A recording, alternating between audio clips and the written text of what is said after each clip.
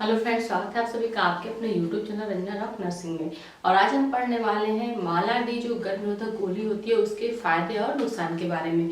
तो अगर कोई भी फीमेल इसको शुरू करना चाहती है लेना या फिर वो ले रही है तो ये वीडियो उसके लिए बहुत ही लाभदायक है, क्योंकि इससे उसको पता चलेगा कि अगर वो गर्भनिरोधक गोली ले रही है तो उसके क्या फायदे हो सकते हैं और क्या नुकसान हो सकते हैं। क्योंकि अगर हम कोई भी कंट्रासेप्शन मेथड यूज करते हैं तो उसके बारे में उसके जो भी एडवांटेज या डिसएडवांटेज है हमको दोनों जानना जरूरी होता है। तो अगर कोई भी फीमेल है जो इसको यूज कर रही है या फिर यूज करना चाहती है तो उसके लिए ये वीडियो बहुत ही बेनिफिशियल है। तो चलिए बिना रुके हम इस वीडियो को शुरू करते हैं। तो सबसे पहले हम यहाँ पे देखेंगे एडवांटेज मतलब लाभ। तो जो भी गर्भनिरोधक गोली है उसके क्या लाभ होते हैं उसके बारे में हम पढ़ेंगे।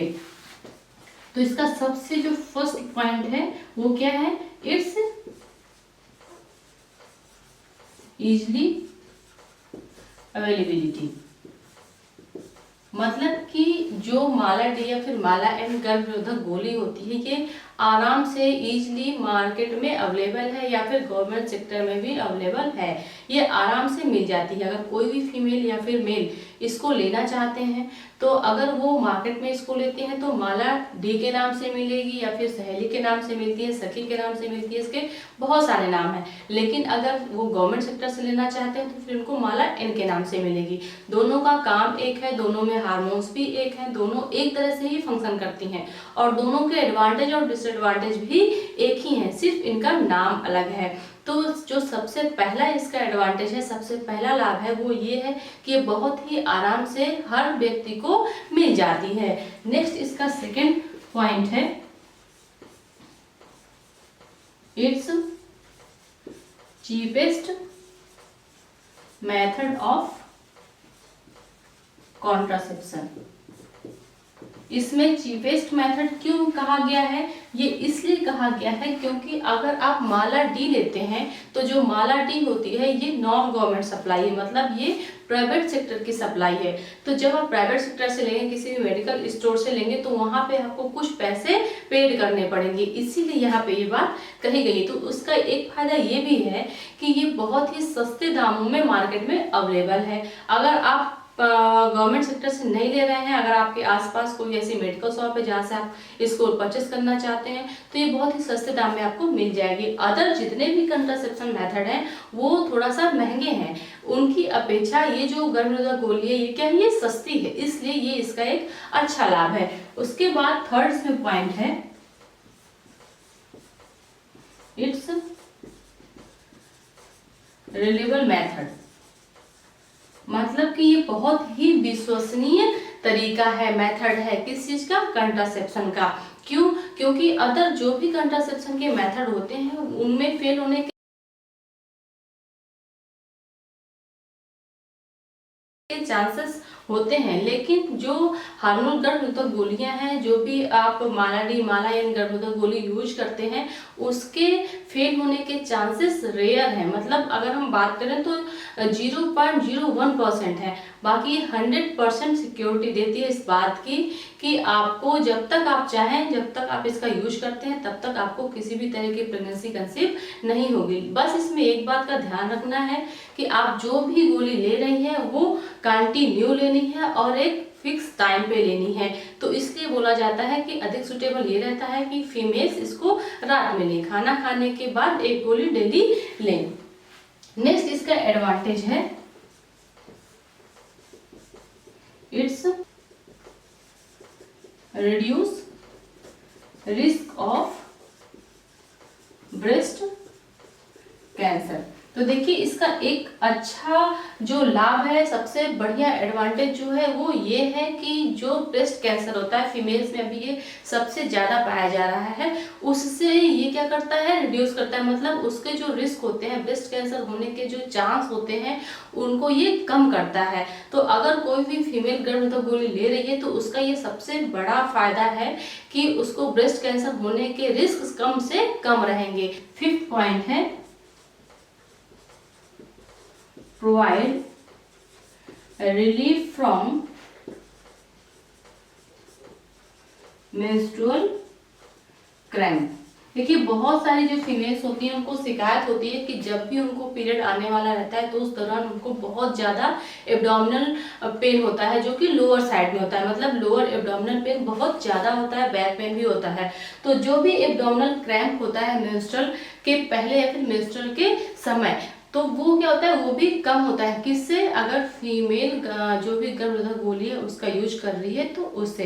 तो ये भी एक बहुत अच्छा एडवांटेज है इसका कि अगर कोई फीमेल गर्भनिरोधक गोली ले रही है तो उसकी वजह से जो उसका मेंस्ट्रुअल क्रैम्प है, मतलब कि जो पीरियड्स के दौरान उसको दर्द होते हैं, उसमें भी उसको आराम मिलेगा।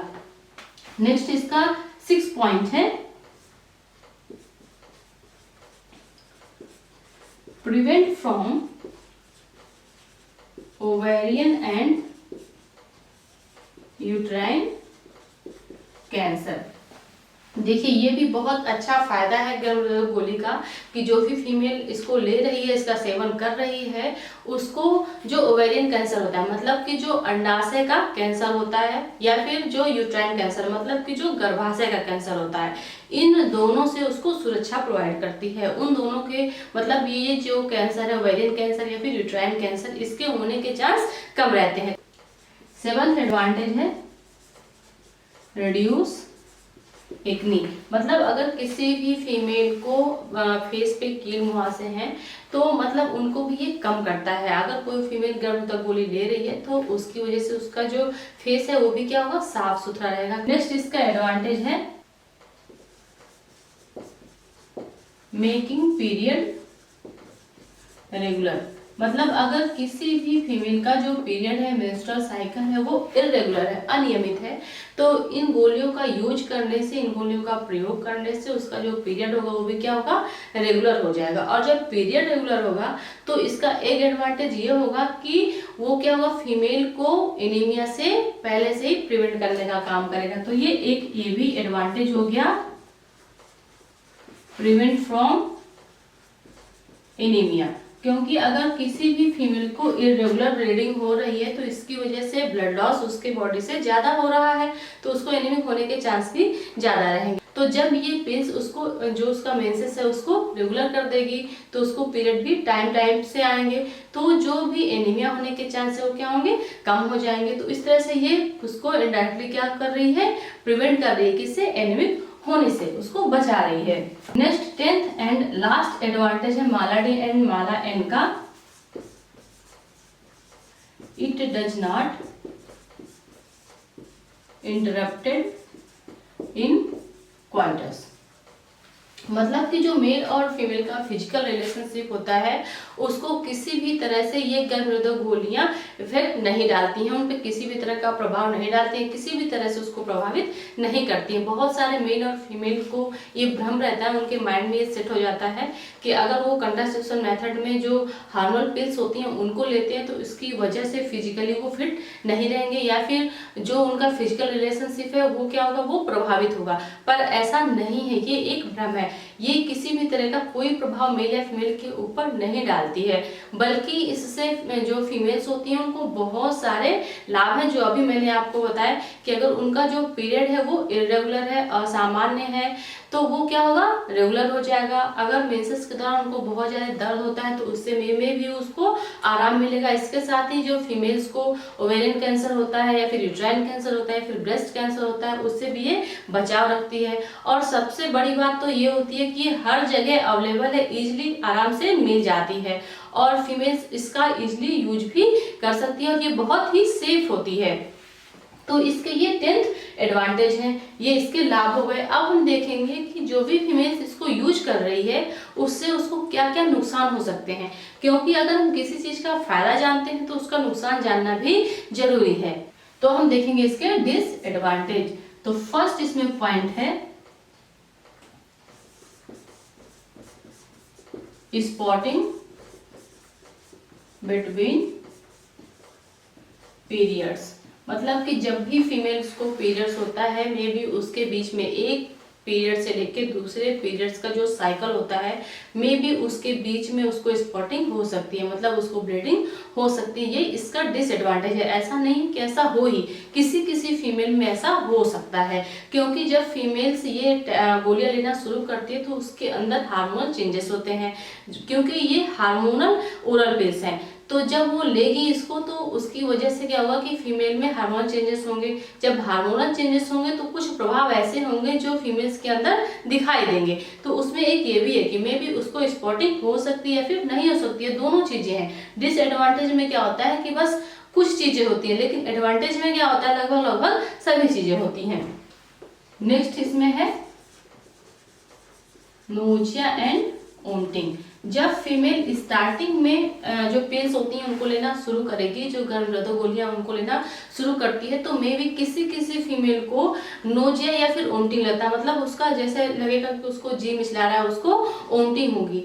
किसी किसी फीमेल में ये कंटिन्यू रहता है, किसी किसी फीमेल में 1-2 महीने के बाद ऑटोमेटिक ये ठीक हो जाता है। अगर आपको ज्यादा दिक्कत हो रही है तो फिर आप अपने डॉक्टर से इसके बारे में सलाह मशवरा कर सकते हैं, उससे एडवाइस ले सकते हैं। आप दूसरा कोई कंट्रासेप्शन का मेथड यूज कर सकते हैं, लेकिन अगर कुछ दिन यूज करने के बाद ठीक हो जाता है तो फिर कोई बात नहीं है। नेक्स्ट इसका डिसएडवांटेज है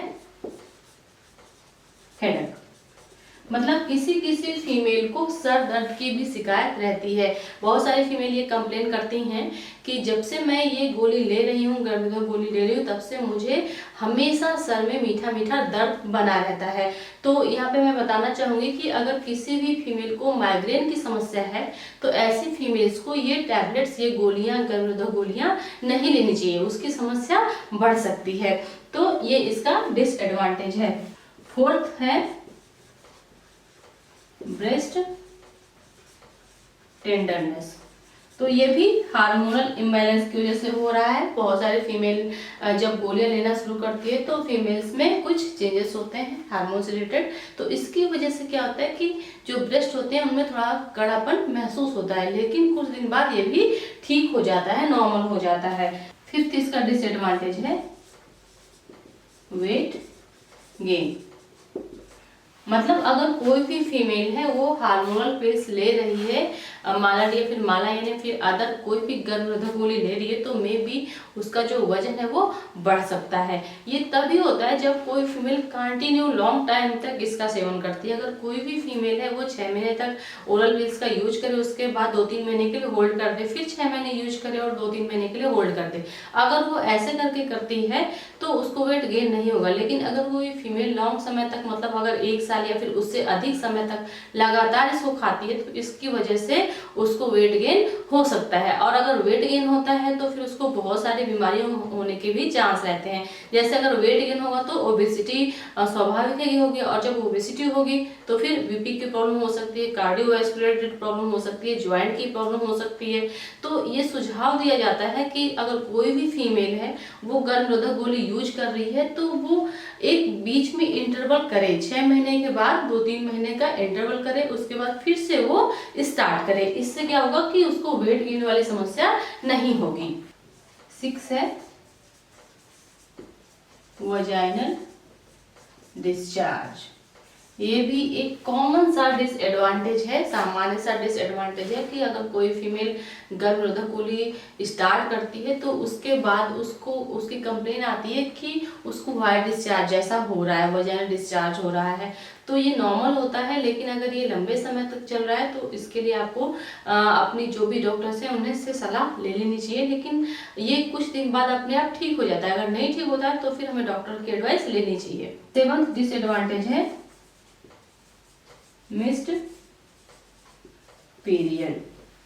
में भी जो भी फीमेल इन गोलियों को यूज कर रही है उसका पीरियड क्या हो, मिस हो जाए। मतलब जब वो गोलियां स्टार्ट करे, जैसे उसको पीरियड आए, पीरियड के 5वें दिन से जब वो गोलियां स्टार्ट करती है तो उसके बाद नेक्स्ट मंथ उसको पीरियड ना आए। मे भी ऐसा हो सकता है, लेकिन ये बहुत ही रेयर होता है। बहुत सारी कंप्लेन आती है तो सिर्फ इस बात की आती है कि फीमेल्स को स्पॉटिंग हो रही है, नोजिया वोमिटिंग जैसा हो रहा है, या फिर उसको हेडेक की दिक्कत हो रही है, उसको ऐसे भारी भारी जैसा लगता है।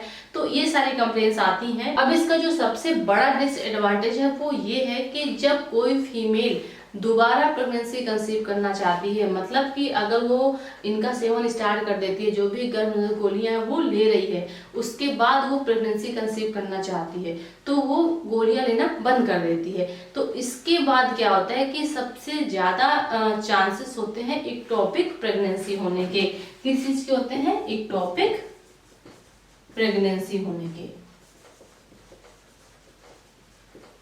ये इसका सबसे बड़ा डिसएडवांटेज है। किसका? जो भी हार्मोनल पिल्स फीमेल्स लेती हैं उसका। अगर कोई भी फीमेल है वो कंटिन्यू इसका सेवन कर रही है तो उसकी वजह से उसकी जो भी प्रेगनेंसी होगी नेक्स्ट टाइम वो क्या होगी?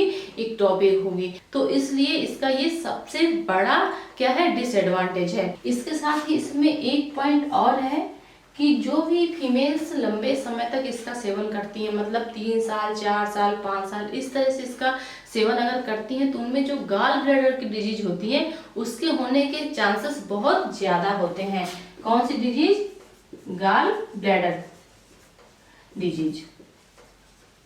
तो ये दो चीजें हैं, दो पॉइंट है जिनको आप याद रखिएगा, ये बहुत ही इंपॉर्टेंट है। डिसएडवांटेज में ये सबसे बड़े कारण है, सबसे बड़े पॉइंट्स हैं कि जो भी फीमेल, अब ऐसा नहीं है कि क्या किसी फीमेल ने सिर्फ 6 मंथ तक इसका यूज किया या फिर 2-3 महीने तक इसका यूज किया तो उसकी वजह से उसको गॉल ब्लैडर रिलेटेड प्रॉब्लम हो जाएगी या फिर नेक्स्ट उसकी जो प्रेगनेंसी होगी वो इक्टोपिक होगी, ऐसा नहीं है। ये मैंने अभी आपको बताया कि इक्टोपिक और गॉल ब्लैडर वाले जो डिसएडवांटेज है ये तभी होंगे जब कोई फीमेल कंटिन्यू लंबे समय तक, मतलब 1 साल से लेके 2 या 3 साल तक कंटिन्यू इन गोलियों का सेवन करती है, तभी उसको ये दिक्कतें हो सकती हैं। ऐसा नहीं है कि उसने 6 महीने इसका यूज किया तो इसकी वजह से बीमारियां हो जाएंगी, तब तो ये गलत बात हो जाएगी। तो मैं ये इसलिए बता रही हूँ कि अगर कोई भी फीमेल है, अगर वो गर्भनिरोधक गोलियां ले रही है या फिर आगे फ्यूचर में लेना चाहती है तो इन चीजों का ध्यान रखे कि वो जब भी इनका सेवन स्टार्ट करे तो बीच में एक इंटरवल जरूर करे। 6 महीने के बाद 2 से 3 महीने तक एक इंटरवल करे, उसके बाद फिर से वो स्टार्ट करे। जब वो 6 महीने खाएगी उसके बाद जब वो बंद करेगी अपना डोज लेना, हार्मोनल पिल्स लेना बंद करे, तो उस दौरान वो कोई दूसरा कंट्रासेप्शन मेथड यूज कर सकती है। उसके बाद फिर से 3 महीने बाद वो अपने डोज जो है वो स्टार्ट कर दे। तो इस तरह से क्या होगा कि जो उसके एडवांटेज होंगे वो अधिक रहेंगे और डिसएडवांटेज से वो हमेशा के लिए बची रहेगी। तो फ्रेंड्स, आई होप कि आज की वीडियो में आपको बहुत अच्छे से समझ में आया होगा कि जो भी गर्भनिरोधक ओरल पिल्स होती हैं उसके क्या फायदे होते हैं और क्या नुकसान होते हैं। अगर आप इसको ले रहे हैं और या फिर फ्यूचर में लेना चाहते हैं तो आपको बहुत अच्छे से समझ में आ गया होगा कि आपको इसको किस तरह से लेना है, कितने दिन तक लेना है। अगर लंबे समय तक आप लेते हैं तो इससे आपको क्या नुकसान हो सकता है। तो आई थिंक कि आपको ये वीडियो बहुत अच्छे से समझ में आई होगी। नेक्स्ट वीडियो में फिर हम देखेंगे कि जो माला डी या माला एन है ये हमारी बॉडी में कैसे वर्क करती है, इसके और कौन कौन से टाइप्स होते हैं। तो फ्रेंड्स, आज के लिए बस इतना ही, मिलते हैं अगली वीडियो में, तब तक के लिए थैंक यू सो मच।